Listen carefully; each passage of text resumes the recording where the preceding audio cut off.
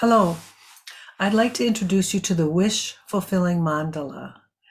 It's a simple tool that actually takes what we might consider a complex process of transforming our pain stories, our negative habits or beliefs, or other negative dynamics that we carry around inside us and act on in our life, transform these into an antidote, transform these into a living intention. It can be helpful for you to design an intention before you do the wish fulfilling mandala. There's many books out, including my book, The 0 Point Agreement, How to Be Who You Already Are, that has a section on creating and living by intention. So the wish fulfilling mandala, and there's an image of this attached to this video,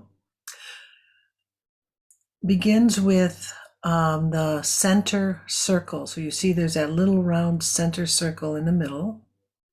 In this circle, you identify a strong assumption or a strong pain story that influences your inner and outer life. So it's a strong belief you may have that's inhibiting you or holding you back.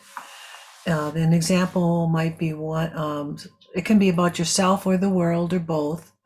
So for example, the pain story in the center of the wish fulfilling mandala, which is of course what we're going to be transforming, could be something like no one can be trusted, or women can't be trusted, or men can't be trusted. It can be something along the lines of I can't finish what I start. It can be I'm alone and not lovable. I am scared all the time. I mean, anything again that stops you from living a full and whole life.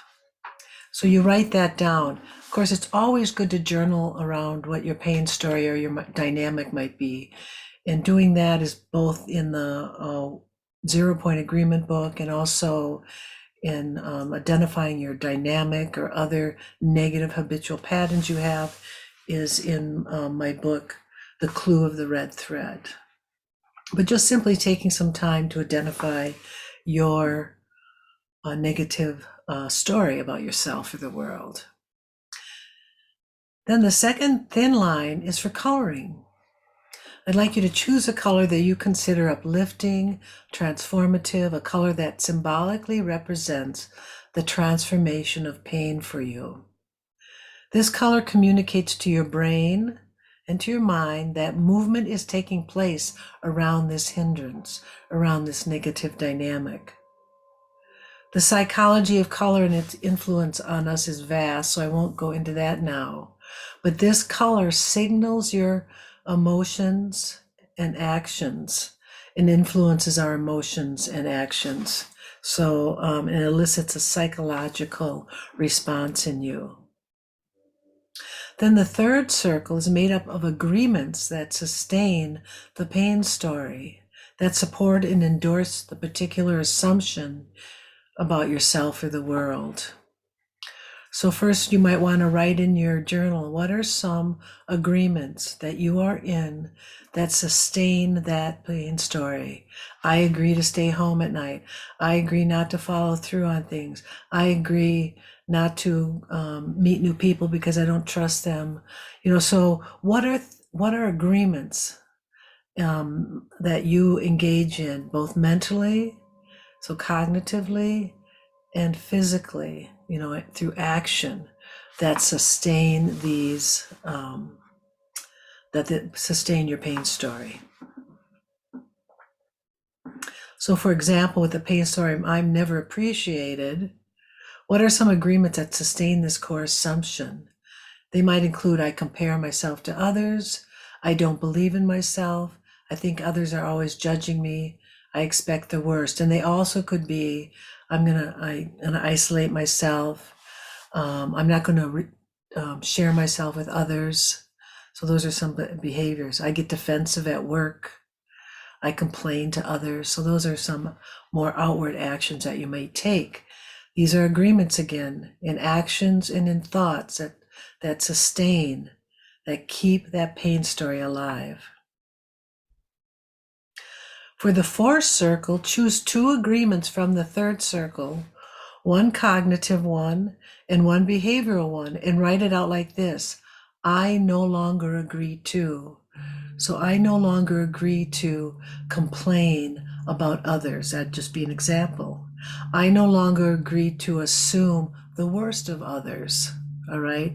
And you write those in. Again, a lot, you can be journaling around all these before you put them in your mandala. Now you have made room for what wants in, and for the more creative self to emerge, as well as for more possibilities. So when we say to ourselves, I no longer agree to assume the worst of others, and again, that's cognitive. I no longer agree to complain. That's behavioral. It's not like just turning off a switch, but it is moving that switch around a little bit, so that we've agreed not to agree to these anymore. We've named these as negative agreements that sustain a pain story. So we're saying to ourselves, I no longer agree to them. And that's where it starts, just simply by identifying the ones you no longer agree to. So when they show up in your life, so if I find myself starting to complain, then I say to myself, I no longer agree to complain. So at least that stops the automatic, habitual response, the pattern of negatively complaining about others. Gradually, it becomes something you no longer do.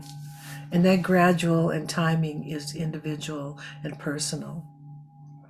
And then with the cognitive one, every time a negative, when I find myself, for example, using that example, assuming something negative about another person, I remind myself, I no longer agree to this. So we just start with this, simply changing the internal conversation around these agreements, having dedicated our heart and our life to no longer agreeing to these 2 particular painful agreements that sustain the pain story or the negative dynamic. In the 5th circle, you write your intention. Again, having come into this wish fulfilling mandala, having an intention in mind. If you don't have access to the how to write an intention, either Googling it online, or if you don't have one of my books, email me, look below, contact me through my website or email and ask me for my handout. I'm happy to give it to you for free on how to write a living intention and how to live by an intention. So then now, again, the 5th circle is to put in your intention, to create an intention to live by, and you put that intention there. Now the final outer circle is made up of 2 sustaining agreements of your intention. So you want to identify behavioral and cognitive agreements that support your intention. And again, journal around that, and then pick one that's behavioral and one that's cognitive, and you write in the outer circle, I agree to. I agree to. Again, one cognitive and one behavioral. And that's the beauty of the Wish Fulfilling Mandala. And I named it the Wish Fulfilling Mandala because it is, in the end, wish fulfilling. Thank you.